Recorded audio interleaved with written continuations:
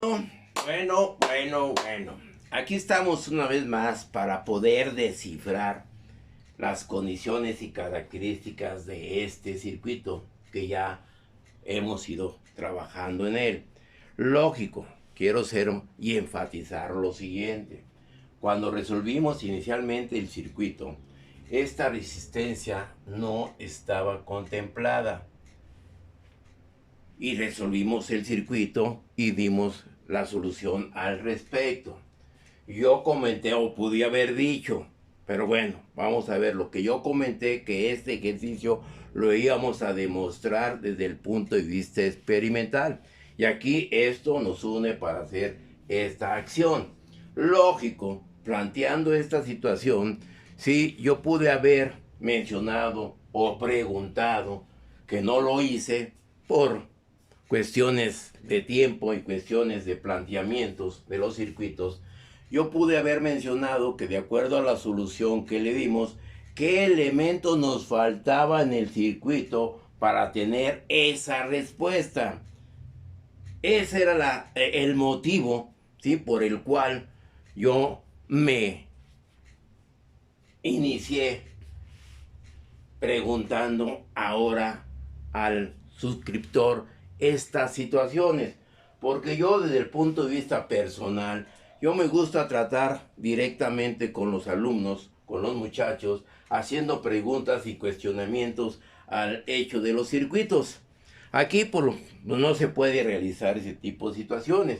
Cuando tuvimos el problema de la pandemia, pues sí, trataba de acercarme con los muchachos desde el punto de vista teórico como el experimental, y hacíamos preguntas, había intercambio, ¿sí? Eso fue en el tiempo de la pandemia y a mí me indujo a plantear esta situación y tener un canal. Por lo tanto, nosotros ya planteamos y lógico, la respuesta hubiera sido de que aquí me falta una resistencia de este valor y proseguir con el circuito. Lógico es, ahora tengo el circuito y tengo que demostrarlo experimentalmente. Para poderlo demostrar experimentalmente, ya en el video anterior ya medimos la resistencia equivalente del circuito y nos daba el valor de 24 ohms. ¿Sí? En estas condiciones, y yo tengo armado este circuito, en el cual ahorita por las características de material, nomás cuento con una sola fuente. Entonces, ¿qué tengo que? Tengo que armar la acción para poder demostrar este circuito.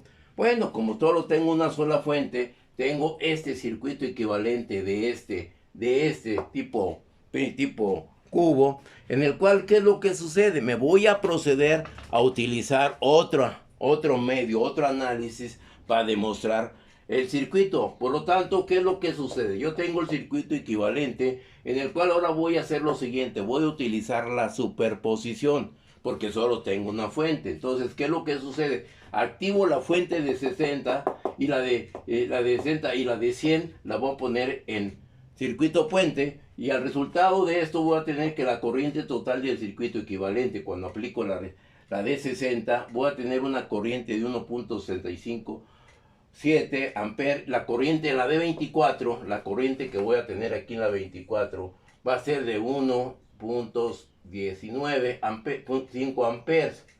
Por lo tanto, la corriente en la de 24, bueno, esta es la corriente en la de 24, esta que yo tengo aquí. ¿Sí? Perdón, la corriente estaba correcta. En la de 24 tengo esa corriente. Por lo tanto, el voltaje debe ser de 26.87 volts, aplicando la fuente de 60 que tengo la resistencia en serie. ¿Estamos de acuerdo? Entonces aquí tengo este valor y lo voy a llamar como una B'.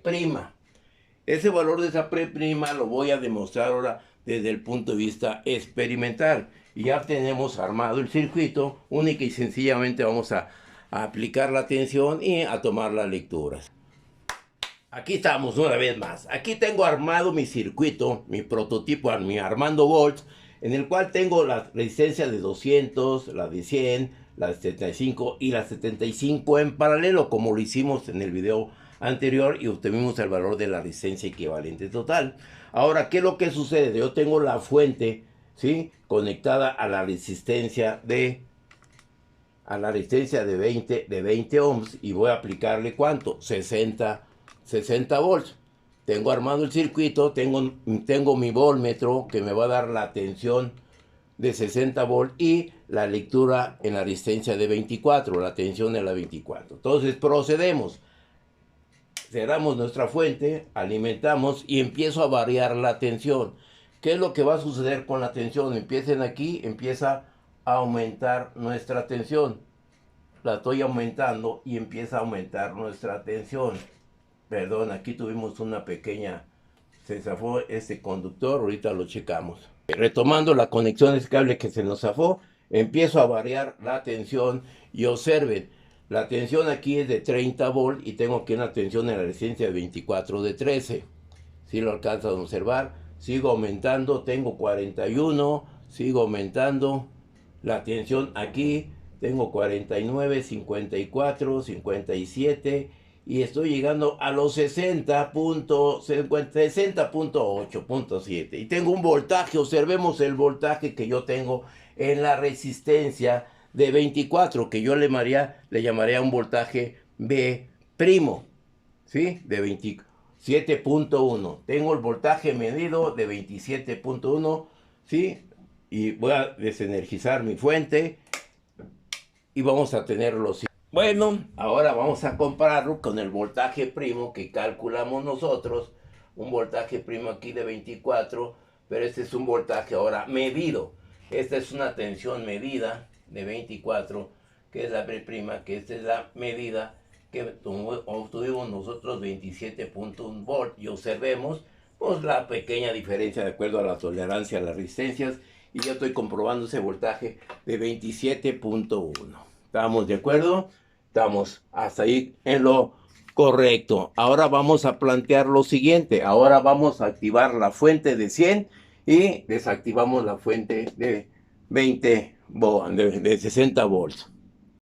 Ahora llegamos a nuestro circuito experimental, donde ahora tengo la resistencia de 20, que tenemos la fuente de 60 volts. Ahora lo colocamos en circuito puente y activamos la fuente que está conectada a la de 50 y le vamos a aplicar 100 volts.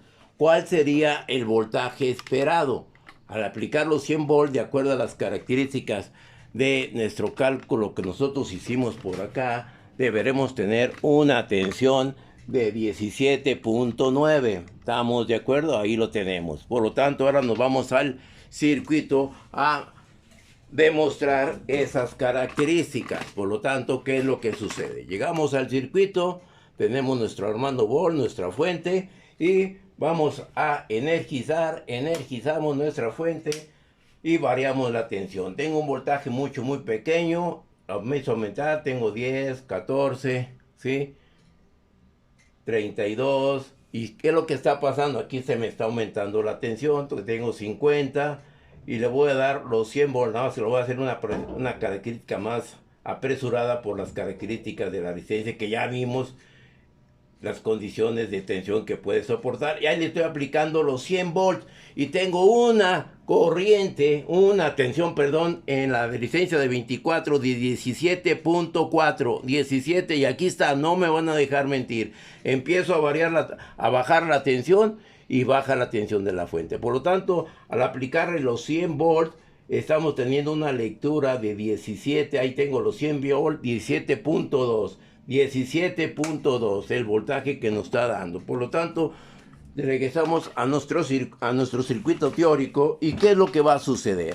Yo tengo aquí las características de esta tensión, 17.9, y a nosotros nos dio un voltaje mi primo en la D24 de 17.2 volts. ¿Estamos de acuerdo? Por lo tanto, ¿qué es lo que sucede? 17.2 más 27, el voltaje en la D24 va a ser 17.2 más 27.1.